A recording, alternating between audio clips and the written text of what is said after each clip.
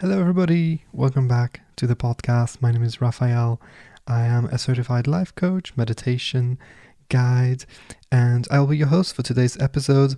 Thank you so much for joining me. I'm honored to be part of your journey and for you to listen to me and to those talks. And I really enjoy our dialogues also and your reactions to the things that we talk about, which I think are really important things. And if you're new here, warm welcome on this podcast. We talk about meditation. We meditate together also. We talk about mindfulness, philosophy, Zen consciousness, and we ask important questions that we try to answer, sometimes with success, sometimes with more challenges, because they are hard questions. And today I would like to talk about expressing our opinions. Is it a good thing? Is it a bad thing to constantly have the right and the freedom to express your opinions? Or is expressing our opinions actually making us more depressed? And we are taught that it's a good thing to have opinions since we're small children, especially my generation, which I guess I'm a millennial, born in 87, so I guess so. And we are told, hey, have critical thinking, which is good. Of course, it's extremely important. And give your opinion about this, give your opinion about that. On everything, really, and on anything. And we're told to express ourselves.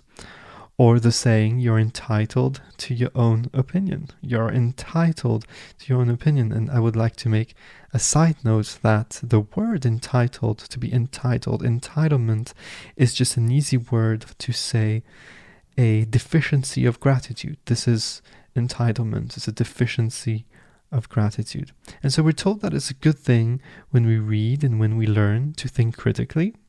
Critical thinking is indeed a very good skill to put on your CV while looking for a job.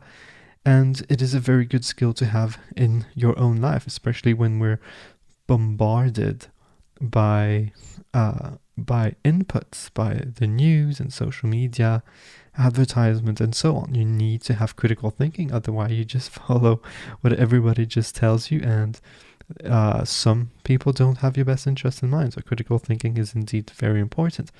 And we've created all these modern platforms specifically to give our opinion. Social media platforms to express our opinions on important and non-important events, on things that we don't really know, on other people's events also, even if we don't have the right amount of information, or to share what we call a status. What is your status? And when we buy a book, these days, when we buy a book, a pen, or a packet of recycled printing paper, we're also asked to give our opinions and to give ratings. When we eat out in any restaurant these days, before you even digest the food, before you even finished appreciating the flavors in your own mouth, what do? We take out our phone.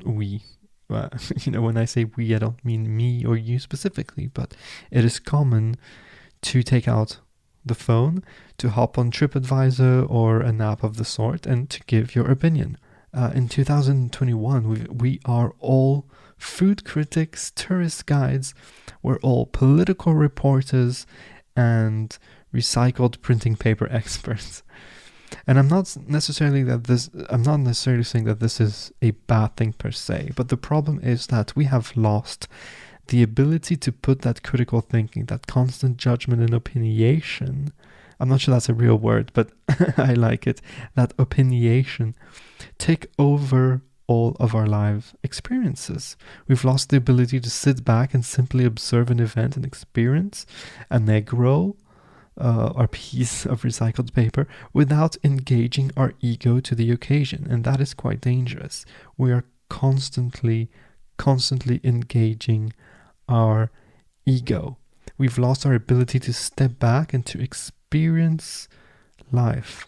We have lost the ability to be objective to situations we find ourselves in. We always have to give our opinion, our subjective opinion. And so what happens is that we've lost the ability to step in between that stimulus and response of an event, physical or in our own minds, because we have turned ourselves into constant victims. This happens to me. I tasted this, and me and my ego.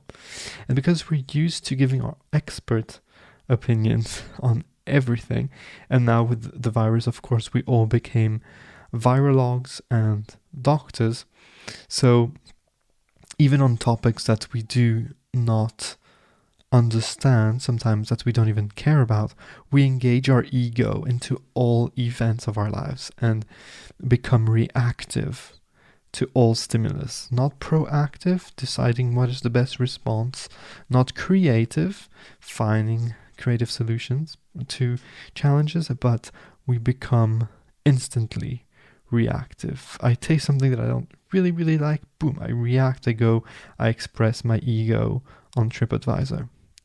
And so when we're reactive, we lose that ability to be proactive and to be creative. We just respond. So yeah, we get lost in a turmoil of ego-driven thoughts about what we eat, about the people we interact with, and about the places we visit.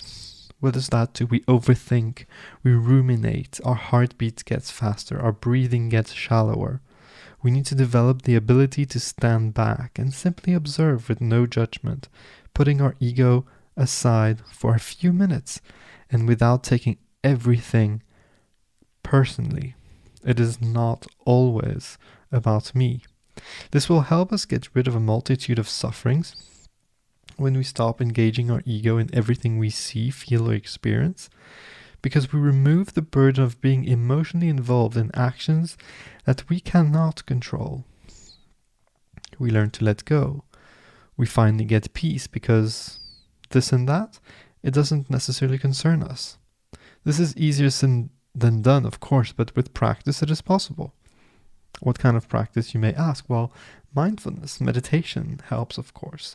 Other mindfulness practices, such as just being there, just sitting on a chair, or simply drinking a cup of tea, or eating a bowl of soup, and doing nothing else. And once you're finished eating, you wash your bowl, and that is all. I found that studying Stoic philosophy and Japanese Zen philosophy has helped me a lot in this endeavor, because of course I talk about this. I was also guilty of putting my ego absolutely everywhere. And yes, it is still a work in progress, and so it will most likely continue to be a work in progress forever, I guess, until or unless I lose my marbles. But yeah, this is food for thought, and I would love to have your opinion. What do you think about this subject? Should you be expressing your opinion all the time? And I'm asking for your opinion. But yeah, I would like to dialogue about this. I would like to engage into a conversation, but it's not just me mumbling into my mic.